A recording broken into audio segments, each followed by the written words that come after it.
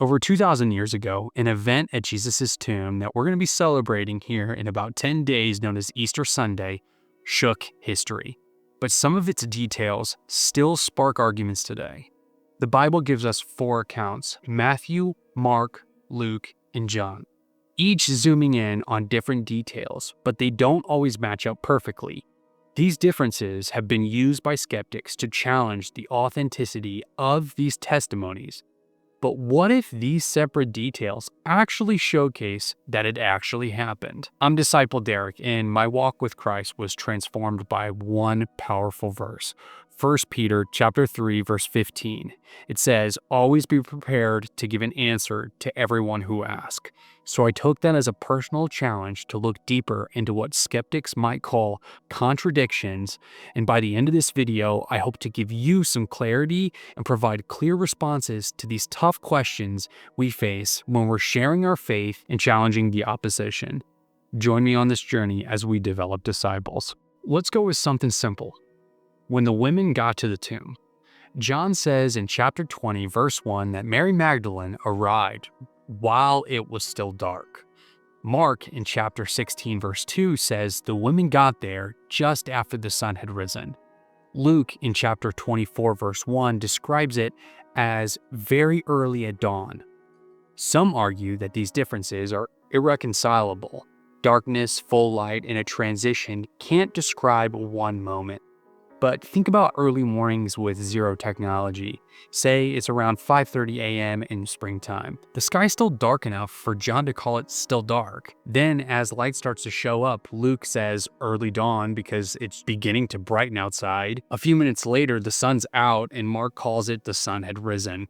If a group of women walk together, some might notice the darkness, others might notice the first light. This aligns with a brief period reflecting subjective descriptions of a single Sunday morning, not separate events. Now let's talk about the spices they brought for Jesus' body. Mark in chapter 16, verse 1 says Mary Magdalene bought spices after the Sabbath ended, which was Saturday night, when the Jewish rest day had finished and shops actually could open up. Luke in chapter 23, verse 56, in chapter 24, verse 1 says the women prepared the spices before the Sabbath, then rested on Saturday and came Sunday with what they had. Skeptics argue that this presents conflicting timelines. Purchasing after versus purchasing before can't coexist, yet consider the possibility of differing roles within the group. Luke refers broadly to the women. Some have prepared spices Friday using what they had before the Sabbath. Others, perhaps lacking sufficient supplies, bought more Saturday evening, like Mark says.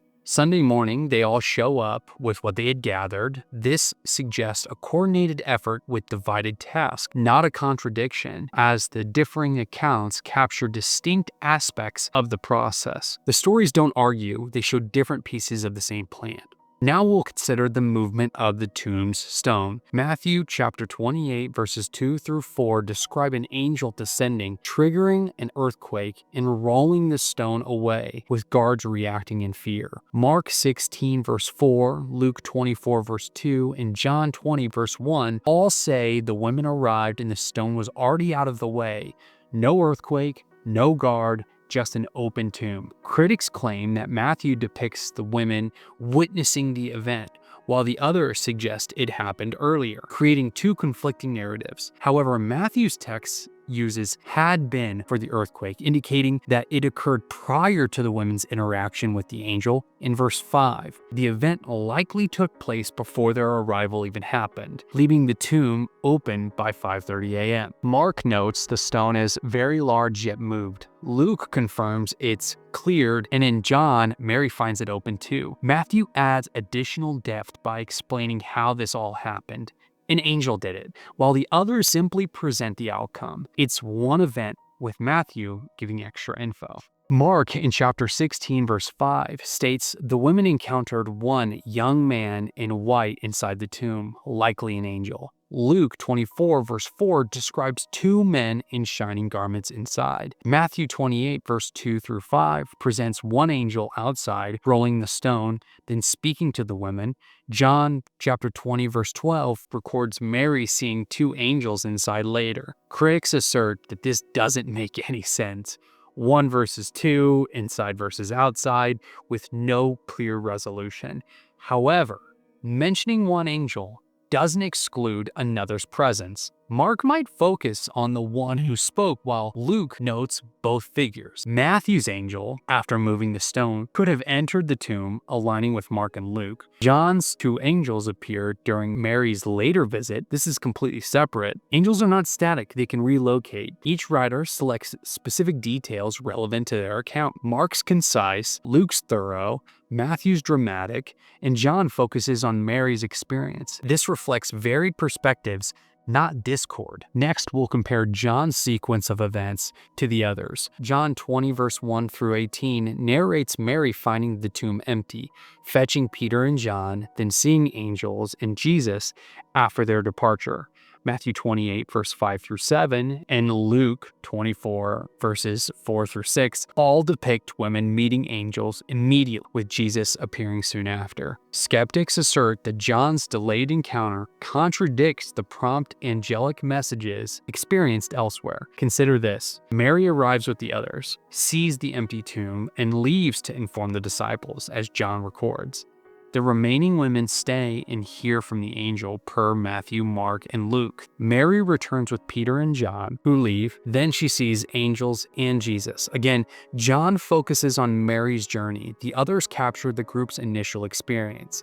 This is one morning with 2 phases. We'll now evaluate the broader coherence of these accounts. Matthew 28 verses 2 through 5 includes an earthquake and guards. Mark 16 verse 5 features one angel inside.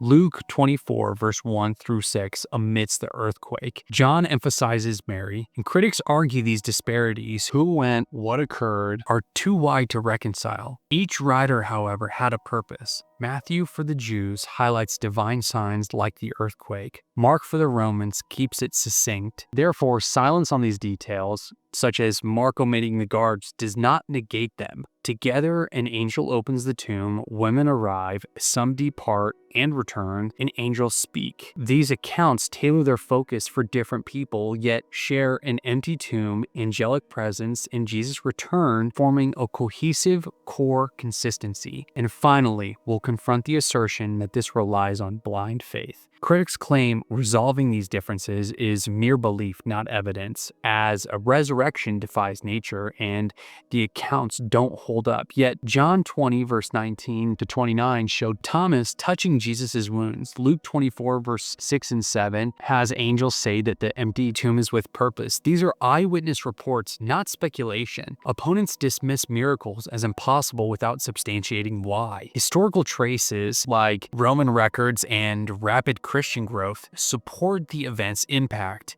If angels acted and Jesus appeared, these variations are expected from real observers. This is grounded in testimony, not assumption, holding firm under fair scrutiny. Now that we've addressed all 7 issues, and each stands as its own question, yet connects through scripture. The women came early, bought spices, found the tomb open by an angel, saw multiple angels, and learned Jesus was back. The differences come from how people tell things, not from fabricated events or stories. The key is this: the tomb was empty, Jesus rose on a real Sunday morning as described by real witness accounts. But now it's up to you. If this makes you wonder or doubt, don't just sit there.